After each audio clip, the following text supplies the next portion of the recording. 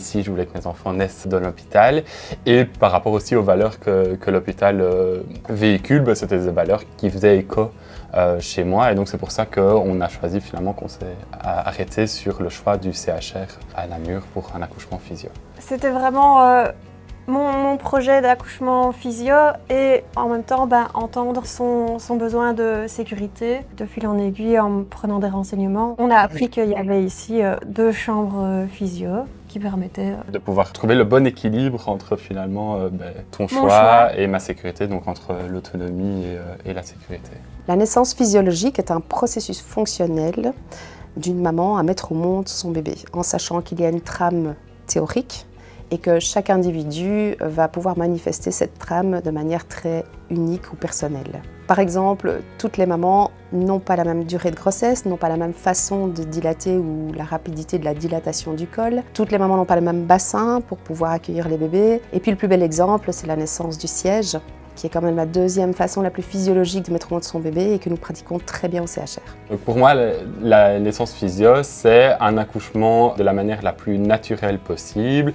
Et donc c'est permettre à la maman de pouvoir mettre au monde son enfant de la manière la plus naturelle sans avoir trop d'invasion. Trop d'intervention, trop d'intervenants aussi. Pour moi, c'est faire confiance à mon corps, à mon bébé, rencontrer la Wonder Woman qui sommeille en moi. Tous les gynécologues, les sages-femmes vous diront que la meilleure façon de respecter et de reconnaître la physiologie est avant tout une bonne connaissance de la pathologie. Et l'hôpital étant au centre de ce savoir, je pense qu'il y a une très belle place de sécurité pour la physiologie. Les avantages au CHR, c'est qu'il dispose dans le service de naissance même de 2 chambres adaptées pour ce type de projet, avec le matériel qui est présent, ballon, bain, bulle, moyen de suspension. Et l'avantage, c'est que ça se retrouve justement dans ce service. Et donc, s'il y a quoi que ce soit comme problème, il y a des intervenants qui peuvent directement venir. C'est ça, s'il y a un couac, qu'il faut revoir le projet de naissance. On n'a pas besoin de sortir de cette chambre, de cette petite bulle dans laquelle on s'est mise, parce que c'est le matériel ou les personnes adéquates qui viennent à nous en fait. Et ça, c'était quand même très confortable. Très confortable.